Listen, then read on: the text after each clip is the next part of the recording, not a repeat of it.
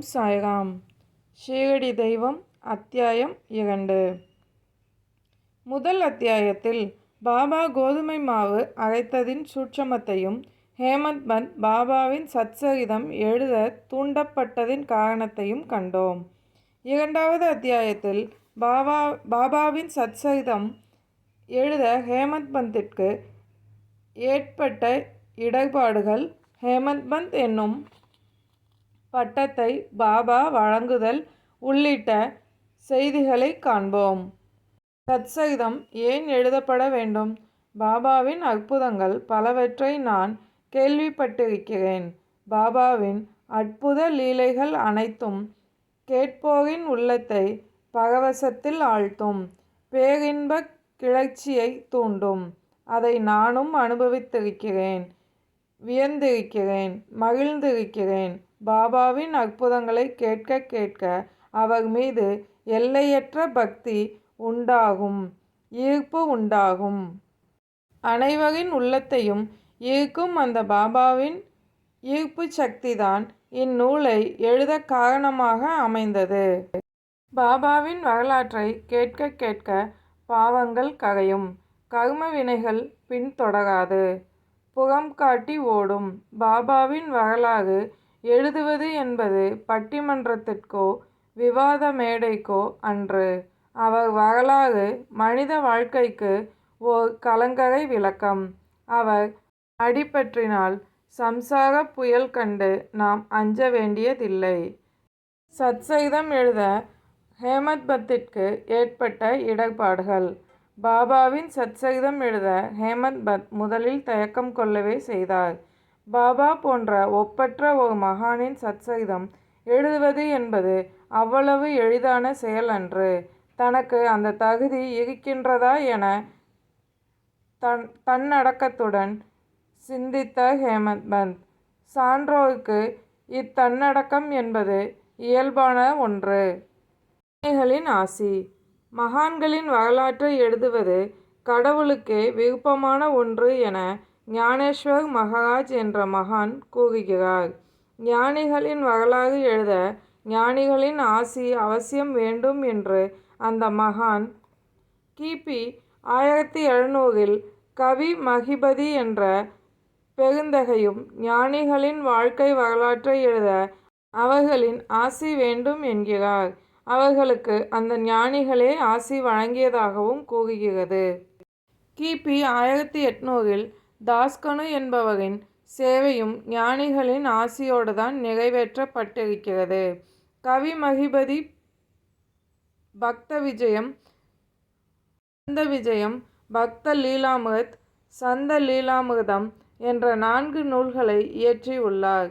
தாஸ்கனு இக்கால ஞானிகளின் வரலாற்றை பக்த லீலாமிருத், சந்த கதாமிருத் என்ற நூல்களில் எழுதியுள்ளார். சாய்பாபாவின் லீலைகள் பற்றிய பிற நூல்கள். பக்த லீலாமிருத் என்ற நூலில் 31, 32, 33 அத்தியாயத்திலும், கதாமிருத் என்ற நூலில் 57 அத்தியாயத்திலும் பாபாவின் லீலைகளும் உபதேசங்களும் கூறப்பட்டிருக்கின்றன. பாந்திராவைச் சேர்ந்த திருமதி சாவித்ரிபாய் ரகுநாத் என்பவர் பாபாவை பற்றி சாய்நாத் பஜன்மாலா என்ற நூலை எழுதியிருக்கிறார். தாஸ்கனு மகாராஜ் பாபாவை பற்றிய பக்தி பாடல்கள் பலவற்றை எழுதியுள்ளார். இப்படி பாபாவை பற்றிய பல நூல்கள் இருக்கும்போது பாபாவின் சத்சரிதம் எழுத வேண்டியதன் அவசியம் என்ன என்ற விவாதங்களும் அக்காலத்தில் விவாதிக்கப்பட்டிருக்கின்றன. ஹேமந்த் பந்த் இக்குழப்பமான சூழலிலிருந்து எங்கனம் விடுபட்டிருப்பார் என்பதை காண்போம். பாபாவின் வரலாறு ஓர் ஞான அமுதம். பாபாவின் வரலாறு என்பது மெல்லிய நூலிழையாய் ஓடும் சிறு ஓடை இல்லை. அது ஆழ்ந்தகன்ற பெருங்கடல் போன்றது. அதனுள் மூழ்கி ஞானம் என்னும் முத்தை அகழ்ந்தெடுக்கலாம். பக்தி பெருக்கில் மூழ்கி திளைக்கலாம். பக்தி களிப்பில் மூழ்கி இருப்பவர்களிடம் நாம் பகிரலாம். அவரின் போதனை கதைகளும் உபதேசங்களும் அதி அற்புதமானவை. துன்பச் சாகரத்தில் மூழ்கி கிடப்போருக்கும் தீரா கவலைகளுக்கு விடை தெரியாமல் கலங்கி தவிப்போருக்கும் ஈடில்லா மன அமைதியையும் மகிழ்வையும் அவை அளிக்கின்றன. நான்மறைகள் புகட்டும் ஞான அமுதத்தின் இவை நமக்கு புகட்டுகின்றன. சாய்பாபாவின் சிந்தனைகளை மக்கள் கேட்டு சிந்திக்க தலைப்பட்டு விட்டால் பிரம்மத்துடன் ஐக்கியமாதல் என்னும் நிலை எளிதில் கிட்டும். அஷ்டாங்க யோகம், தியான பேரின்பம் என்பவற்றை எளிதில் அடைய முடியும். பாபாவின் வரலாறு தொடர்பானவற்றை எல்லாம் ஹேமந்த் பந்த் தேடி தேடி எடுக்க தலைப்பட்டார். அவ்வாறு அவரின் இத்தகைய தேடுதல்களை கூட இதுவே இனி என் வழிபாடு, சாயிபாபாவினை தரிசித்து அடையும் இன்பப் பேற்றினை இது அளிக்கும் என்று உவகையுடன் கூறும் இவர் சாயிபாபாவின் முத்தான அறிவுரைகளையும் நல்லுபதேசங்களையும் அவரின் உணர்வு பூர்வமான சிந்தனைகளையும் சேகரிக்க தலைப்பட்டார்.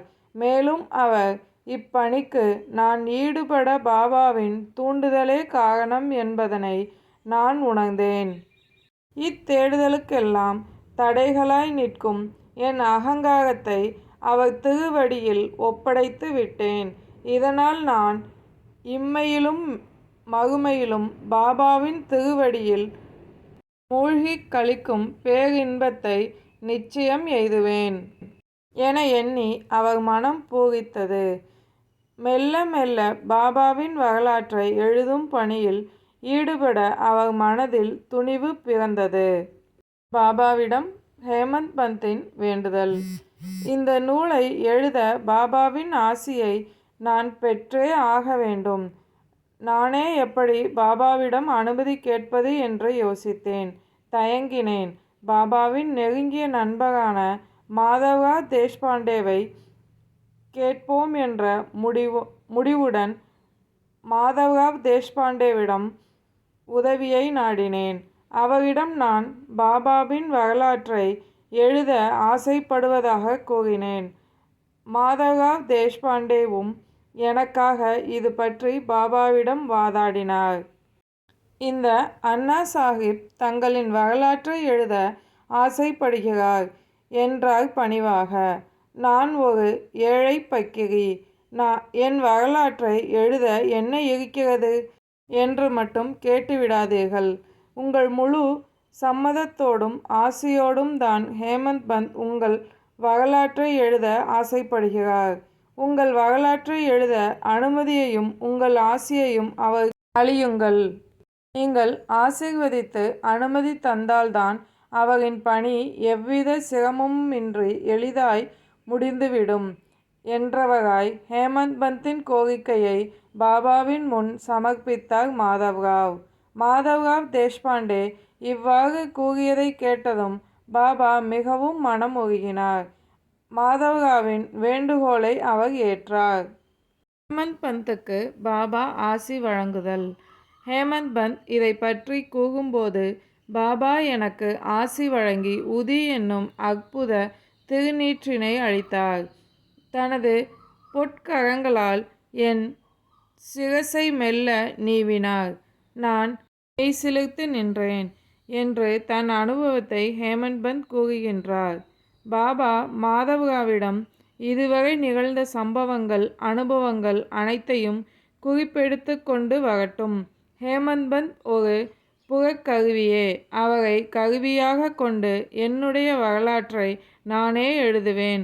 அதன் மூலம் என் அடியார்களின் பேராவலை பூர்த்தி செய்வேன்.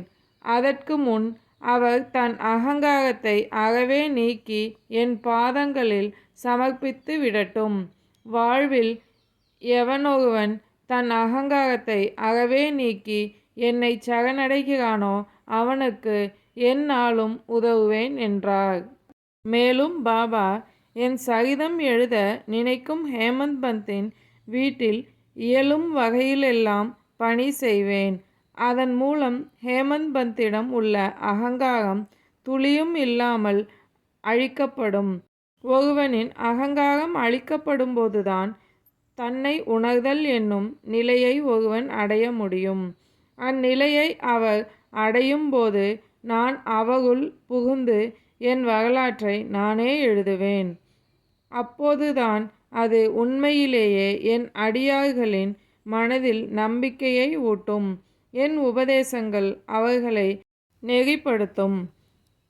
பேரானந்த பெருநிலையை அடைய அது வழிவகுக்கும் என்றார் உறுதியாக. விவாதம் என பாபா எதனை குறிப்பிடுகிறார்?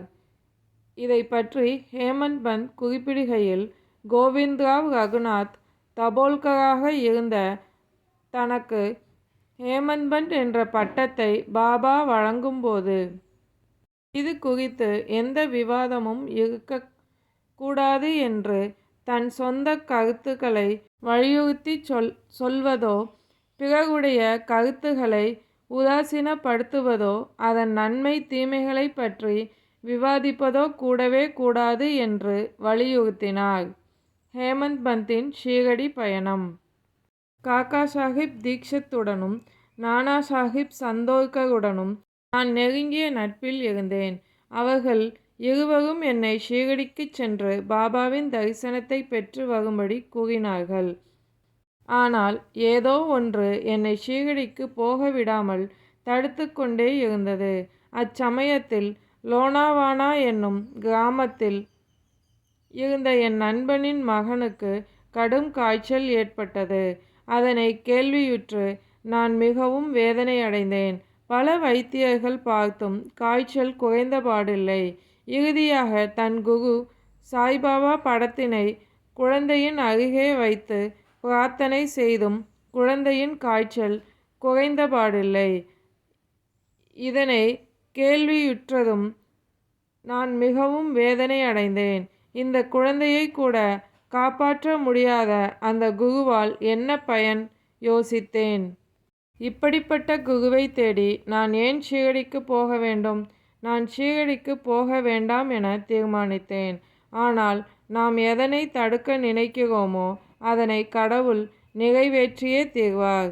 ஒன்றை கொடுப்பதும் தடுப்பதும் ஆண்டவனின் கட்டளை. விஷயத்தில் அப்படித்தான் நடந்தது. பிராந்திய ஆபீசரான நானா சாஹிப் சந்தோர்கர் பசீன் என்ற இடத்திற்கு சுற்றுலா செல்ல நினைத்தார். தானேவிலிருந்து பசீன் செல்லும் புகைவண்டிக்காக அவர் காத்து கொண்டிருந்தார். அப்போது பாந்த்ராவிற்கு செல்லும் புகைவண்டி இடையில் வந்தது. அந்த வண்டியில் ஏறி அமர்ந்த அவர் பாந்த்ராவிற்கு வந்து என்னை கூப்பிட்டு அனுப்பினார். நான் ஷீரடி பயணத்தை ரத்து செய்ததை கேள்விப்பட்டு அவர் என்னை கடிந்து கொண்டார். எங்கள் இருவருக்கும் கடும் வாக்குவாதம் நடந்தது. ஆனால் இறுதியில் நானாவின் விவாதங்கள் எனக்கு திருப்தி அளிக்கவே நான் ஷீரடிக்கு செல்வதில் உற்சாகம் அடைந்தேன். எனக்கு தேவையானதை மூட்டை கட்டி கொண்டு நான் ஷீரடிக்கு புறப்பட்டேன். பாந்த்ராவில் பயணச்சீட்டு வாங்கி கொண்டு அங்கிருந்து மான்மாட் போக தீர்மானித்தேன். வண்டி புறப்பட தயாரானது. வண்டி புறப்படும் அந்த தருணத்தில் ஒரு வயதான முஸ்லிம் பெரியவர் விரைந்து வந்து என் பெட்டியில் ஏறினார். அப்பெரியவர் என்னிடம், நீ போகும் இடம் என்ன என்று கேட்டார். நான் தாதருக்கு போய் மன்மாடுக்கு போகும் திட்டத்தை கூறினேன். ஏற இறங்க என்னை பார்த்த அவர், நீ தாதருக்கு போக வேண்டாம், நேராக போர்பந்தருக்கு போய்விடு. இந்த புகைவண்டி தாதரில் நிற்காது. இது மன்மாட் மெயில். இது தாதர் ஸ்டேஷனில் நிற்காது என்று கூறியபடி அவர் சென்றுவிட்டார். இந்த அற்புதம் மட்டும் நிகழவில்லை எனில் நான் திட்டமிட்டபடி அடுத்த நாளே நான் ஷீரடிக்கு சென்றிருக்க முடியுமா? அந்த பெரியவரின் வழிகாட்டுதலால் நான் அடுத்த நாள் காலை 9-10 மணிக்கே ஷீரடியை அடைந்து விட்டேன். நான் ஷீரடி மண்ணை மிதித்த அந்த தருணத்தில் எனக்கு ஏற்பட்ட இன்ப சிலிர்ப்பை என்னால் விவரிக்க இயலவில்லை. அங்கே பாவ் சாஹேப் என்னை வரவேற்க நின்றிருந்தார். 1910 இந்த சம்பவம் நடந்தது. அந்த காலத்தில் ஷீரடியில் தங்குவதற்கு போதிய இடவசதிகள் எதுவும் கிடையாது. ஒரே ஒரு வாதா தங்குமிடம் மட்டும்தான் இருந்தது. அது சாதேவ் என்பவரின் வாதாவாகும். நானும் அவரும் ஒரு குதிரை வண்டியில் ஏறி ஷீரடியை வந்தடைந்தோம். நான் எப்போது பாபாவின் தரிசனம் காண்பேன் என மிகவும் ஆவலாய் இருந்தேன். பாவ்சேக் என்னிடம், இந்த வாதாவின் ஒரு மூலையில் தாதா சாஹிப் நூல்கர் என்னும் பெரியவர் இருக்கிறார். நாம் குளித்து முடித்தபின் சாவகாசமாக அவரை சந்திக்கலாம். முதலில் பாபாவை ஒரு முன்னோடி தரிசனம் செய்து விட்டு வருவோம் என்றார். பாபாவை தரிசித்த ஹேமந்த் பந்த். பாவ்சேகப் சொன்ன அடுத்த நொடியே நான் பாபாவிடம் ஓடோடி சென்றேன். அவரை சாஷ்டாங்கமாக நமஸ்கரித்தேன். அவர் பாதத்தில் விழுந்த அந்த தருணத்தில் என் உடலெங்கும் சிலிர்த்து போனது. கண்ணீரால் என் விழிகள் நனைந்தன. உடல் நடுங்கியது. அத்தருணத்தில் எல்லையில்லா பேரானந்தத்தை நான் அனுபவித்தேன். நானா சாஹிப் சந்தோர்கர் என்னிடம் கூறியதை விடவும் பன்மடங்கு அதிகமாகவே பாபாவின் தரிசனத்தில் அகமகிழ்ந்தேன். ஓர் ஆத்மார்த்தமான இறைசக்தி என்மேல் பரவுவதை நான் உணர்ந்தேன். என் ஐம்புலன்களும் சிலிர்த்தன. பரமானந்தம் என்பது இதுதானோ என உணர்ந்தேன். உண்ண மறந்தேன். தாகத்தை மறந்தேன். என்னையே நான் மறந்தேன்.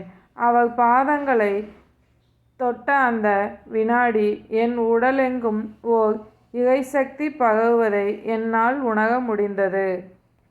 அது இத்தன்மையது என்று என்னால் எடுத்துரைக்க இயலவில்லை. நான் ஒரு புதிய பாதையில் பயணிப்பது போலவும் ஒரு சுகானுபவத்தை அனுபவிப்பது போலவும் உணர்ந்தேன். ஒரு புத்தம் புதிய வாழ்வையே அவர் எனக்கு அருளியதை உணர்ந்தேன். பாபாவின் தரிசன மகிமை. நான் அந்த நேரத்தில் என்னை ஷீரடிக்கு சென்று பாபாவை தரிசிக்கும்படி கூறிய அந்த இரு நெஞ்சங்களை அகத்துள் எண்ணி ஆத்மார்த்தமாக நன்றி சொன்னேன். இம்மகானின் தரிசனத்திற்கு வழிகாட்டிய இவ்விருவரும் நான் என் உண்மையான உறவுகள் என்பதை நான் உணர்ந்து கொண்டேன். தான் தரிசித்த பாபாவின் தரிசன மகிமையை ஹேமந்த் பந்த் இவ்வாறு கூறினார். பாபாவை தரிசித்த அத்தருணத்திலேயே நம் எண்ணங்கள் மாறுகின்றன. நம் கர்மாக்களின் வலிமையும் வீரியமும் அழிக்கப்படுகின்றன. உலகப்பற்று நீக்கப்பட்டு அந்த பரபிரம்மத்தையே சிந்திக்க உள்ளம் தூண்டப்படுகின்றது. பாபாவை தரிசித்து மகிழும் இப்பேற்றினை அடைய நாம் முற்பிறவியிலோ இப்பிறவியிலோ செய்த புண்ணிய பலன்களே காரணமாகின்றன. நாம் ஒருமுறை சாயிபாபாவை கண்டுவிட்டால் அதன் பின் புற உலகில் நாம் காணும் யாவும் பாபாவின் தோற்றமாகவே நம் கண்ணுக்கு புலனாகின்றது. இதனை நம்மால் கண்டுணர முடியும் என்கிறார் ஹேமந்த் பந்த் உணர்ச்சி பெருக்கில். பாலா சாஹிப் படேவுடனான விவாதங்கள். குருவின் தேவை பற்றிய ஒரு காரசாரமான விவாதம் ஹேமந்த் பந்திற்கும் பாலா சாஹிப் படேவிற்கும் ஏற்பட்டது. ஹேமந்த் பந்த்: குரு என்பவர் நமக்கு அவசியம்தானா? ஒருவன் குருவை தேடிக் கொள்வதும் அவரிடம் சரணாகதி அடைவதும் தேவைதானா? குருவிடம் நாம் சரணாகதி அடையும்போது நம் சுதந்திரத்தை நாம் இழக்கிறோமே. நாம் நமக்கென விதிக்கப்பட்ட கடமைகளை சரிவர செய்தாலே நம் சுய முயற்சியால் நம்மை காப்பாற்றிக் கொள்ள முடியாதா? இதற்கு குருவின் தேவை என்ன? ஒரு சோம்பேறியாக காலம் தள்ளி தூங்கிக் கொண்டிருக்கும் ஒருவனுக்கு குரு என்ன செய்துவிட முடியும் என்றார் பாலா சாஹிப்பிடம். அதற்கு அவர், உன் கருத்தை முற்றிலுமாக என்னால் ஏற்றுக்கொள்ள முடியாது. கர்மா மிகவும் வலியது. எது விதிக்கப்பட்டதோ அது கட்டாயம் நடந்தே தீரும். அதை யாராலும் தடுக்க இயலாது. இதனை பெருந்தகைமைகள் வாய்ந்த சான்றோர்கள் கூட தன் வாழ்வில் அனுபவித்திருப்பார்கள். நாம் ஒன்றை நினைப்பது கடவுள் அதனை மாற்ற நினைப்பதும் அன்றாட வாழ்வில் நிகழும் ஓர் நிகழ்வு. எனவே உன் புத்தி சாதுரியத்தை எல்லாம் ஒதுக்கி தள்ளிவிடு. தற்பெருமையும் அகங்காரமும் உனக்கு ஆகவே ஆகாது என்றார் உறுதியாக. கடவுள் பற்றிய கொள்கைகள், மாறுதல்கள் என இவற்றை பற்றி இருவரும் மணிக்கணக்காக பேசியும் ஒரு முடிவுக்கும் வர முடியாமல் போனார்கள். இருவரும் இறுதியில் களைப்படைந்து விட்டார்கள். மன அமைதியை இழந்ததுதான் கண்ட பலன் என்ற முடிவுக்கும் வந்துவிட்டார்கள். சரீரத்தின் வலிமை, அதனால் ஏற்படும் அகங்காரம் இவையே இது போன்ற விவாதங்களுக்கு காரணமாகிறது என்ற உண்மையும் ஹேமந்த் பந்திற்கு புலனாயிற்று. தபோல்கருக்கு ஹேமந்த் பந்த் என்னும் பட்டம் வழங்குதல். பிறகு அவர்கள் இருவரும் மசூதிக்கு சென்றனர். அப்போது சாய்பாபா காக்கா சாஹிப் தீட்சித்திடம் சாதேவாதாவில் என்ன நடந்து கொண்டிருந்தது, விவாதம் எதை பற்றியது என்று கூறியவர் என்னை உற்று நோக்கினார். மேலும் தொடர்ந்த பாபா, ஹேமந்த் பந்த் என்ன கூறுகிறார்? பாபா இவ்வாறு கூறியதும் நான் வியப்பின் எல்லையை அடைந்தேன். நான் திகைத்து நின்று விட்டேன். பாபா ஓர் சர்வ வியாபி, நம் அகத்துள் அமர்ந்து ஆட்சி செய்பவர். பாபா அனைத்தையும் அறிந்தவர், உணர்ந்தவர். கோவிந்த் ரகுநாத் தபோல்கர் என்னும் இயற்பெயருடைய தன்னை ஏன் ஹேமந்த் பந்த் என ஏன் அழைத்தார்? இக்கேள்விக்கான விடையை ஹேமந்த் பந்த் விளக்குகிறார். ஹேமந்த் பந்த் என்பது ஹேமத்ய பந்த் என்பதன் சுருக்கம் ஆகும். இந்த ஹேமத்ய பந்த் என்பவர் யாதவ அரசர்களாகிய ராமதேவ், மகாதேவ் என்பவர்களின் ஓர் புகழ்பெற்ற மந்திரி. கல்வி கேள்வியறிவு நிரம்ப பெற்றவர். ஆன்மீக தொடர்பான சதுவர்க்க சிந்தாமணி, ராஜபிரஷ்யத்தி என்ற நூல்களின் ஆசிரியர். கணிதத்தில் பல புதிய யுக்திகளை கண்டறிந்தவர். ஆனால் நானோ அவரளவிற்கு கல்வி கேள்வியறிவு நிரம்ப பெறாதவன், குறைந்த கேள்வி ஞானமே உடையவன், அவருக்கு முற்றிலும் மாறுபட்டவன். அப்படி இருக்கையில் எதற்காக ஹேமந்த் பந்த் என்ற பட்டத்தை பாபா எனக்கு சூட்டினார்? அதை பற்றி தீவிரமாக சிந்திக்க தலைப்பட்டேன். என் அகங்காரத்தை முற்றிலுமாக ஒழித்து என்னிடம் பணிவும் அடக்கமும் மேலோங்கி விளங்க வேண்டும் என்ற நோக்கத்திற்காகவே அப்பட்டம் ஹேமந்த் பந்த் வழங்கப்பட்டிருக்க வேண்டும் என்பதை நான் உணர்ந்தேன். நான் காகா சாஹிப்பிடம் விவாதம் பண்ணியதை கேட்டதும் பாபா என் புத்தி சாதுரியத்திற்காக அப்பட்டத்தினை அளித்தாரோ என நான் ஐயம் கொண்டிருந்தேன். அதற்கு பின் நிகழ்ந்த நிகழ்வுகளை காணும்போது தபோல்கரை பாபா ஹேமந்த் பந்த் என அழைத்தது ஒரு தீர்க்கதரிசியின் சொல்லாக ஏற்றுக்கொள்ளப்பட்டிருக்கிறது. ஏனெனில் அந்த பட்டத்தினை பெற அவர் முழு தகுதி உடையவர்தான் என்பது அதற்கு பின் நிகழ்ந்த பல சம்பவங்களின் மூலம் உணர முடிகிறது.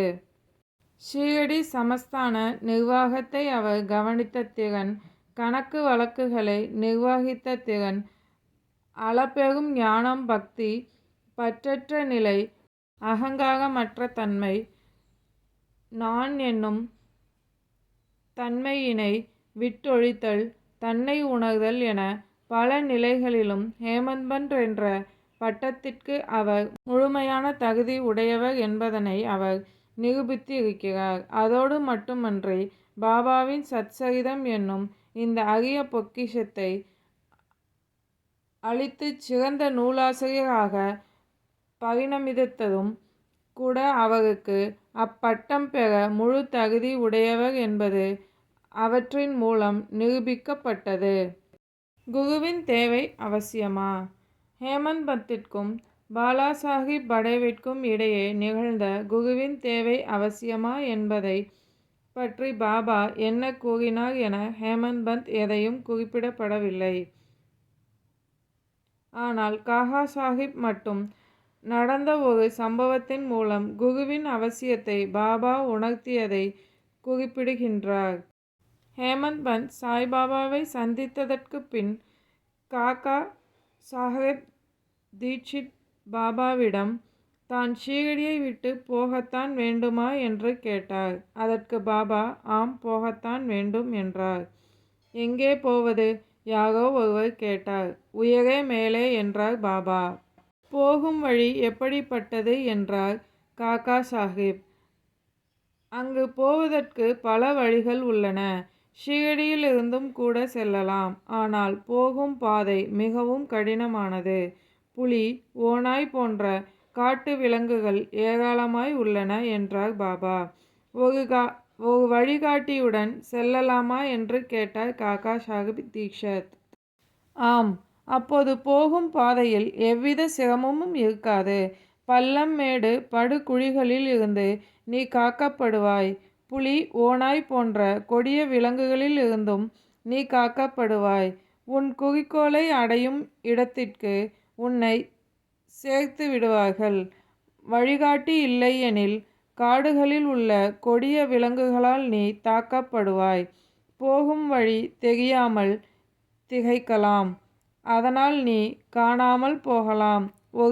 ஒரு வழிகாட்டிதான் நீ போகும் பாதையில் ஏற்படும் இடர்பாடுகளில் இருந்து உன்னை காப்பாற்றி நீ சேர வேண்டிய இடத்திற்கு எளிதாய் உன்னை சேர்ப்பார்கள் என்றார் பாபா.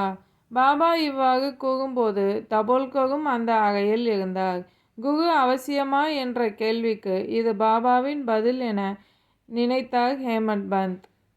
ஒரு மனிதன் சுதந்திரமானவனா அல்லது கட்டுப்பாட்டுக்குரியவனா என்பது ஆன்மீக விஷயங்களுக்கு தேவையில்லாத ஒன்று.